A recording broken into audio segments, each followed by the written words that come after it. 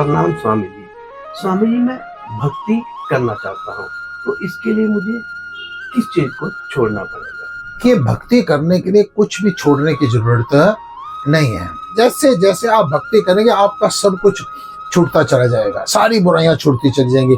जिस समय पर आप भक्ति करेंगे, भक्ति के मार्ग पर बढ़ेंगे, आपकी धीरे धीरे भूख मिटती चली जाएगी। जिसका भगवान की तरफ ध्यान होगा उसको भूख कम लगेगी, उसके शरीर की जो डिमांड होगी, शरीर की जो खाने की रिक्वायरमेंट होगी वो कम होगी, क्योंकि उसकी आत्मा की रिक्वायरमेंट, उसका भजन बढ़ जाएगा, उसकी लौ लगी रहेगी।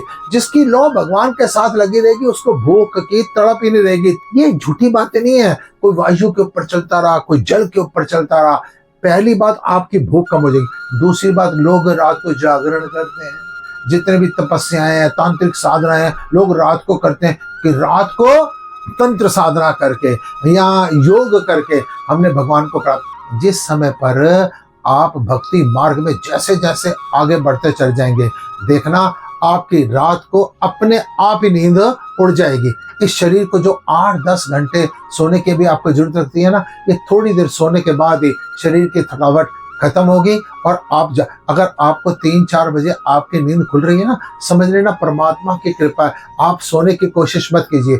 अब विचार कीजिए, एक भोगी आदमी को, एक रोगी आदमी को, एक चिंताओं में ग्रस्त को, एक तनाव से पीड़ित आदमी को भी रात को नींद नहीं आती, और भगवान के भक्तों को भी नींद नहीं आ रही। फिर क्वेश्चन इरेज होता है, तो स्वामी जी क्या वो जो रोगी है, वो जो भोगी है, वो जो चिंताग्रस्त है, वो जो तनावग्रस्त है, वो भी क्या भक्ति कर रहे हैं? नहीं, जो रोगी है, जो भोगी है, जो चिंता में है, जो टेंशन में है, उसको रात को नींद नहीं आ रही, उसको बीमारियां लग रही हैं, उसका ब्लड प्रेशर हाई हो रहा है, वो दिन में उसका शरीर भारी रहता है, उसका सिर भारी रहता है, सारा दिन वो थका थका महसूस करता है, उसकी चेहरा सूजता जा रहा है। लेकिन जो भगवान का भक्त है, जिसको नींद नहीं आ रही, वो हमेशा आनंदमयी है।